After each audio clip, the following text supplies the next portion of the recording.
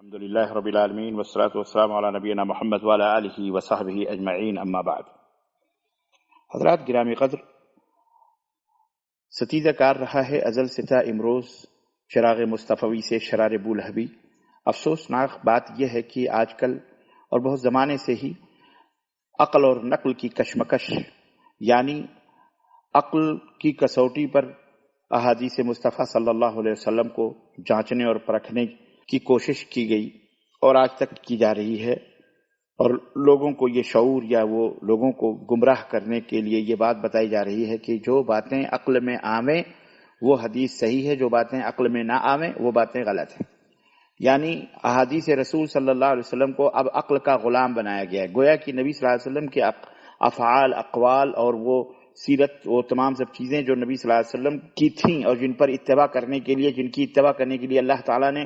ایمان کی بنیاد بتائی اور اپنے محبت کی بنیاد بتائی کہ قل ان کنتم تحبون اللہ فاتبعونی یحببکم اللہ، اللہ کا محبوب بننا چاہتے ہو اور دعویٰ کرتے ہو تم کہ اللہ سے محبت کرتے ہو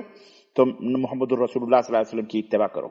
اللہ کے نبی کے ذریعے کہا میری پیروی کرو۔ اللہ نے فرمایا لقد کان لکم فی رسول اللہ اسوۃ حسنہ، رسول کی زندگی تمہارے لیے بہترین نمونہ ہے۔ گویا ایک طرح سے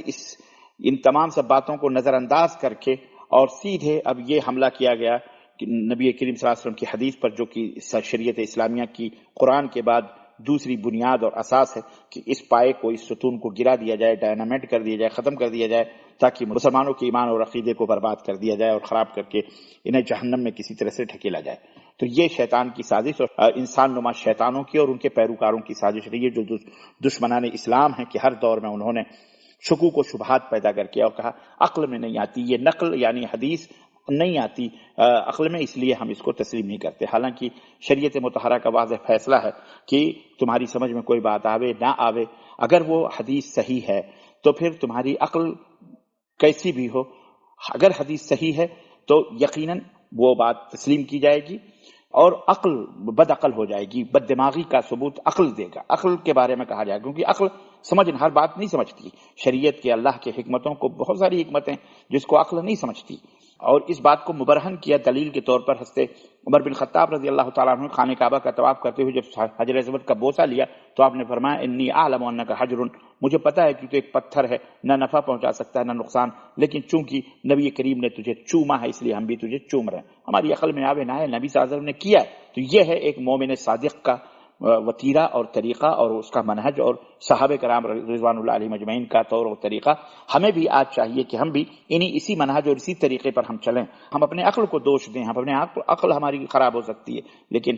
نبی کی احادیث وحی ہیں، اللہ کا قرآن جس طرح وحی ہے اسی طرح نبی کی احادیث بھی وحی ہیں۔ نبی نے فرمایا الا وانی اوتیت القرآن مثلہ ومعہ، خبردار خبردار سنو، مجھے قرآن بھی دیا گیا اور قرآن کے مثل بھی دیا گیا، جو حدیث ہے، جو حجت ہیں، جو دلیل ہیں۔ اس لیے جو لوگ احادیث کا انکار کرتے ہیں شکوک و شبہات کے ذریعے سے، وہ اپنے انجام کو سوچ لیں کہ اللہ تعالیٰ نے فرمایا فَلْيَحْذَرِ الَّذِينَ يُخَالِفُونَ عَنْ أَمْرِهِ أَن تُصِيبَهُمْ فِتْنَةٌ أَوْ يُصِيبَهُمْ عَذَابٌ أَلِيمٌ، کہ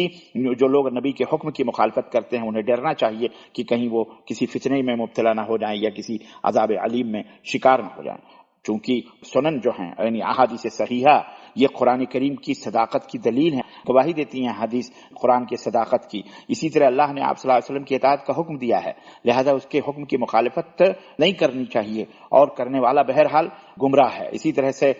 جو ہے صحیح بخاری اور صحیح مسلم میں اللہ کے رسول صلی اللہ علیہ وسلم نے فرمایا کہ من عمل عملا لیس علیہ امرنا فہو رد، جس نے کوئی ایسا عمل کیا جس پر میرا عمل نہیں ہے تو مردود ہے، او من احدث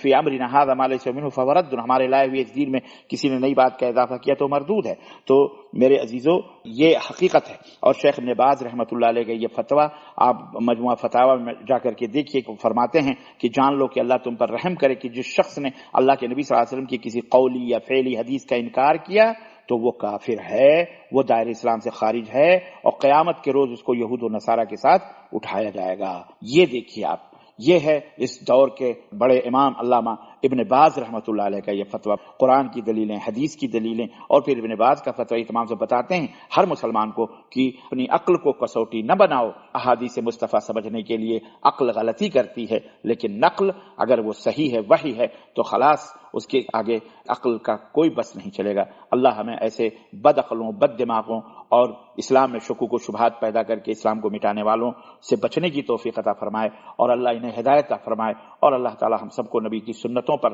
سے محبت کرنے، اس کے مطابق اپنی زندگی گزارنے کی توفیق عطا فرمائے، اور اللہ تعالی ہمیں اب نبی کی سنتوں کی پیروی کرنے کی بنیاد پر اللہ ہمیں نجات عطا فرمائے۔ نبی نے فرمایا ہے کہ من اطاعنی دخل الجنہ، جو میری اطاعت کرے گا وہ جنت میں داخل ہوگا۔ اللہ ہمیں اس کی توفیق عطا فرمائے، آمین یا رب العالمین۔ وصلی اللہ علی نبینا محمد وعلی آلہ وصحبہ اجمعین، والسلام علیکم ورحمۃ اللہ وبرکاتہ۔ آپ کا دینی بھائی سید معراج ربانی، حائل، سعودیہ۔